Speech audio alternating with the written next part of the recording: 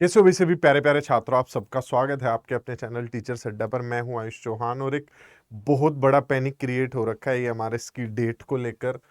तो ये मैं पहले भी आप लोगों को बता चुका हूं कि पेपर भाई अपने टाइम से ही होगा, जैसे ही हमारे कराना चाहता है उसी तरीके से होगा। जो बीच में कोर्ट केसेस वगैरह थे उनमें बहुत कोई दम नहीं था उन छात्रों की मानसिकता पर या उन लोगों की मानसिकता पर जो ऐसे हर भर्ती पर केस करते हैं। उसको लेकर भी मैंने आवाज उठाई थी कि वो गलत है और पता नहीं ऐसा लोग क्यों करते हैं। चलिए खैर वो तो एक अलग मुद्दा है।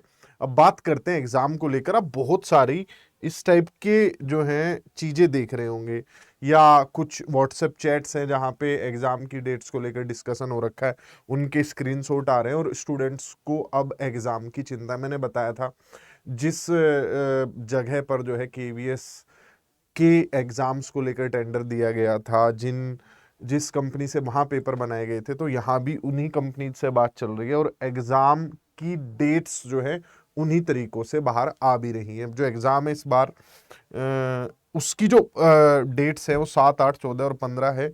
इसमें हमारे कई तरीके के एग्जाम है, टीजीटी भी है, पीजीटी भी है। तो मल्टीपल एग्जाम्स मल्टीपल डेज में होगा। रीजन उसका क्या है कि हो सकता है टीजीटी वाले ने पीजीटी भी भरा हो, लेकिन पीजीटी भी कई दिन तक चलेंगे ऐसा नहीं होगा, क्योंकि पीजीटी में आप सिर्फ एक सब्जेक्ट भर सकते हैं, टीजीटी में सिर्फ एक सब्जेक्ट भर सकते हैं। लेकिन जो हमारे नॉन टीचिंग पोस्ट हैं उसमें बहुत सारे एग्जाम्स हैं और वो हो सकता है स्टूडेंट ने एक से ज्यादा भरे हो, तो उसके लिए मल्टीपल डेट्स की जरूरत पड़ सकती है। हो सकता है एक ही दिन में सुबह शाम ऐसे पेपर कराए जा रहे हो, वो तो खैर पता चलेगा कैसे ये लोग अरेंज करते हैं। लेकिन अभी के लिए क्या इस डेट में एग्जाम संभव है? देखिए ये हाई कोर्ट उत्तराखंड ने इस पर रोक लगा रखी है, केस में उसमें दम नहीं है, लेकिन एटलीस्ट एक हियरिंग तो लगेगी। तो आप ये मान के चलिए कि ये डेट्स पहले जो इनका एक्शन प्लान था उसके हिसाब से सही थी। जैसे आप देखेंगे कि 18 तारीख तक फॉर्म फिल किए जा रहे थे, फिर आपकी करेक्शन विंडो ओपन होनी थी, करेक्शन विंडो ही ओपन नहीं की गई है, वो सारी प्रक्रिया को थोड़ा सा डिले किया जा रहा है। लेकिन पेपर क्या बहुत ज्यादा डिले होगा वैसा नहीं है, लेकिन इन्हीं डेट्स पर हो जाएगा उसकी बहुत कम चांस है। या तो उसके लिए सुप्रीम कोर्ट में शायद कोई एमआरएस ने सोचा हो, विभाग सोच रहा हो कि हम वहां उस स्टे को हटवा लेंगे, कोई ऐसी प्लानिंग हो, इन्हें लग रहा हो कि हम कर लेंगे और 1 महीना है इस बीच, कोई ना कोई मतलब जो है तरीका निकालेंगे कानूनी तौर पे पेपर कराने का। अगर वैसा सोच रहे हैं और वैसा कोई सटीक तरीका है तब तो पेपर इन डेट्स में होना संभव है। लेकिन वैसा कोई अभी कानूनी उपचार एकदम से नजर आ नहीं रहा है, क्योंकि उत्तराखंड हाई कोर्ट ने उस पर स्टे दे रखा है। स्टे के अगेंस्ट से सुप्रीम कोर्ट चले जाए तो मे भी पॉसिबल है, लेकिन वो बहुत मतलब कठिन रास्ता है, उस पर तो नहीं जाएंगे। अब क्या हो सकता है? हो ये सकता है कि जो 17 अक्टूबर की डेट है उस पे ही अपना स्टे हटवा ले, हट एक ही हियरिंग में जाएगा। बहुत ही मतलब जो है लॉजिकल केस है। अब अगर 17 अक्टूबर को हटता है तो अक्टूबर के एंड में जाएगा, और अगर सुप्रीम कोर्ट वाले रास्ते से स्टे को हटा लेते हैं तो फिर within first week of October हो जाएगा। अब आपका एक्शन प्लान क्या होना चाहिए? आपका एक्शन प्लान ये होना चाहिए, मैंने अभी वीडियो बनाई भी थी इसके बारे में कि कैसे आपको तैयारी करनी चाहिए। भाई तैयारी का तरीका यही है कि आपको अपना सिलेबस पूरा करना है, और सिलेबस आप कोशिश करेंगे कि बहुत जल्दी पूरा हो।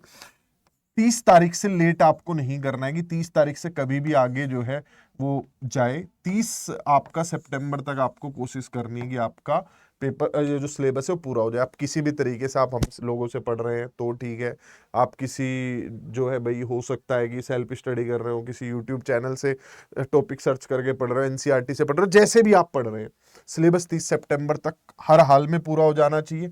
जैसे ही आपका सिलेबस पूरा होता है मॉक टेस्ट लगाने शुरू कर देना। वाकई में मॉक टेस्ट का बहुत बड़ा इंपैक्ट पड़ता है फाइनल रिजल्ट पर। टाइम मैनेजमेंट हो जाता है हमारा। हम हार्ड पेपर आता है तो कैसे अटेम्प्ट करना है, इजी पेपर आता है तो कैसे अटेम्प्ट करना है, वो सारी हैबिट बन जाती है यहाँ से। मतलब खुद को तैयार करके चलिए कि 7, 8 अक्टूबर को भी होगा तो हम लोग तो तैयार है ही।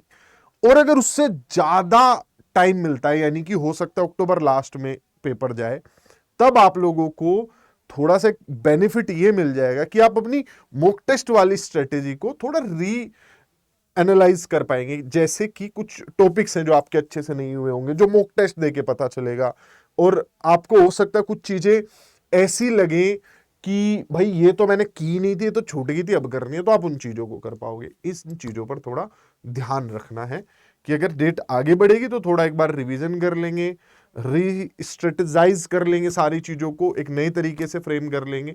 और अगर इसी टाइम पे होता है तो हम तो तैयार हैं ही पेपर के लिए। जो बच्चे किसी भी तरीके से जहाँ भी पढ़ रहे हैं पढ़ सकते हैं अपना। जो बच्चे हमारे साथ जुड़ के पढ़ना चाहते हैं तो मैं स्क्रीन पर नंबर शेयर कर सकता हूँ, फ़ोन करके इस नंबर पर हमारे किसी भी बैचेज में जुड़ सकते हैं। आप जो पुराने बैचेज अगर उसमें भी जुड़ते हैं तो उसमें लगभग 40-50% सिलेबस हो रखा है। आप जिस भी बैच में जुड़ेंगे तो थोड़ा रिकॉर्डिंग थोड़ा लाइव मिक्स करके आपका 30 तारीख तक बैचेज सारे कंप्लीट हो जाएंगे। ठीक है, तो बेस्ट ऑफ लक, मुस्कुराते रहो।